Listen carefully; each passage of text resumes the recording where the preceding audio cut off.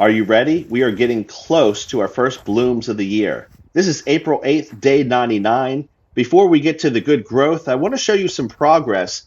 Some of these bushes, like Crescendo, had severe canker and dieback in the winter, and they are now showing some signs of growing. Speaking growing, Claire Elise is looking fantastic. Some good growth on it. Also, some well formed buds. Let Freedom Ring doing well. Rabbits nibbling on it just a little bit. One that's really a good grower in the garden is Louise Estes. Anytime you see buds this big, bigger than the size of a pea, this means you're about 2 weeks out from your first blooms of the season. These are the last signs of the canker we had in the winter.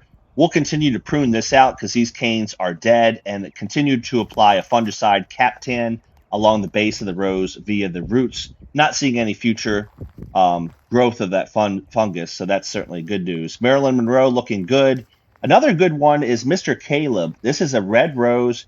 Doesn't stand up to weather as much as something like Let Freedom Ring or Veterans Honor, but you can see the buds on it, and if they're well formed, bigger than the size of a pea, you're within about 2 weeks of blooms. That's kind of a good stop check for knowing when the blooms are about to come. That's White Princess. And one of our best growers in the garden so far is Ring of Fire, brilliant orange rose, well-centered, formed blooms. This is really an outstanding bush, and you can see with the buds. We'll be seeing some pictures and lots of videos of this here coming up shortly. This part of the garden toward our sunflowers, Double Delight and Headliner, they're trying to do well, but look at those leaves that are missing. Those darn rabbits. I have got to get out there and put down some chicken wire. And this is an old garden rose, Yolande d'Aragon. It's a really brilliant rose. Trying to pronounce it right. I got a comment before and I looked it up, but it's a great old garden rose, extremely fragrant. One of my best recommended roses for your garden is this, Alina. One of the better growing roses, one of the better roses with lots of blooms. This is a creamy light yellow. It can have some disease, sometimes powdery mildew, but overall one of the more disease-resistant roses, and one of the ones I recommended as a top grower for new gardeners or really anybody that wants an easy growing rose. Another one is Mr. Lincoln. The blooms on this open up really quickly compared to like a Alina, but they are quite fragrant. And speaking of fragrant, Dolly Parton had some canker, rabbit issues, but it's hanging in there and trying to grow well. If you like a rose that grows well and has good fragrance, Pope John Paul II. It's a white rose, and the buds on this are showing nicely, so this will be blooming probably within about 10 days. Another good growing rose, a little harder to get in commerce, but you can still get it. This is Moonstone. It died back a lot this winter because of the canker, but it is doing quite well. Most of this garden is fragrant. Pope John Paul II, fragrant cloud on the bottom, and the top is secret. This is Folklore, a rose from the 70s. It's an orange rose. I rooted this. And the sport of Folklore is European Touch. So that's why they are right next to each other. Kind of a neat fact with that one. This is Secret. And the thing I want to show you on this, the bud is showing color and what we call cracking. That's 7 days, maybe 5 days tops until that bloom is showing off in the garden. So that gives you a pretty good idea. When you see those well-formed buds, within 2 weeks you'll have blooms. And if they're showing color or cracking, probably 5 to 7 days out. Now we're getting to the part of the garden that shows extreme growth and hope for the future. This rose took, again, severe dieback.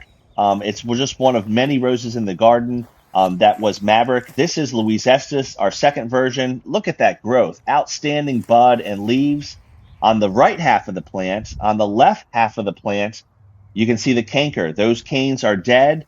I will cut those out, but you don't want to give up on them yet. There you can see some growth from down below. So once it's obvious that it's dead, I will cut that out. This garden over here, the first one we're going to show you is a firm, again, severe dieback. It has bounced back. This is a brilliant pink. It has a lot of petals, so it takes a while to open. It has great form. This is our second Let Freedom Ring, and the sport of that is in the upper left corner there. Jewel Grace.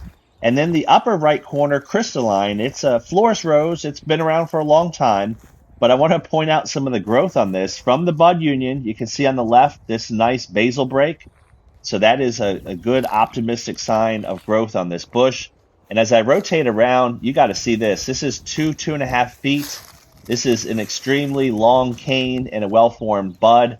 If I were to be doing rose shows this spring, which I may or may not, this is one I have my eyes on. Great growth on the rose. The leaves look great, and then protecting that bloom. We might have a queen of show there. We'll have to see how that progresses. One really neat thing, I have got to show you Marlin's Day. You remember Marlin's Day? Sport of Moonstone, the one that looked like it was dead and a goner? You can still see the dead canes, but you can barely see them because of all this new growth. If you have a rose that's dying, coming out of winter, give it a few weeks to a month. If you see new growth from below, it may have made it through. So don't give on it. And that was Jewel Grace. Also, some pretty good growth on Crescendo. Yes, we have some dieback there from the canker. I will prune that out. But look lower on the bush when you have new growth such as that. That is signs of a healthy rose for the future. This is Hot Princess, a florist rose. Florist roses tend to not grow well in the garden. They have single long stems. The bloom holds a long time. They're a florist rose. They're bred for that type of growth, but usually they get a lot of disease in the garden. But Hot Princess is one that you may want to try to get. It's hard to get. Steve Singer usually sells it at Wisconsin Roses, but man, it has always grown well in my garden. Great pink, and it's great form, usually one bloom per stem, what you would expect from a florist rose. On the lower left is Gemini. Gemini, Veterans Honor, Moonstone, usually kind of the top three for the last 20 plus years for exhibition roses. A newer one, last 10 years, Randy Scott.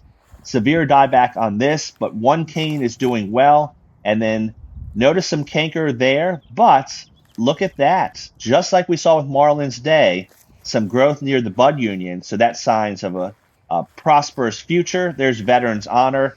Brilliant red. The thing that stands out about this when you see the bloom, that bloom will look the same no matter if it's been dry or rainy. A lot of substance on the petals, and it looks outstanding no matter what the weather is. A really, really good red. It's not fragrant like Mr. Lincoln, but it's still one of my all-time favorites. That's it for our tour. I hope you're enjoying these videos. Day 99. You can see some of our seedlings below, some zinnias and marigolds. I can promise you, you're going to like what we have coming up. Blooms, blooms, and more blooms as we head through the month of April. Thanks for joining us, as always.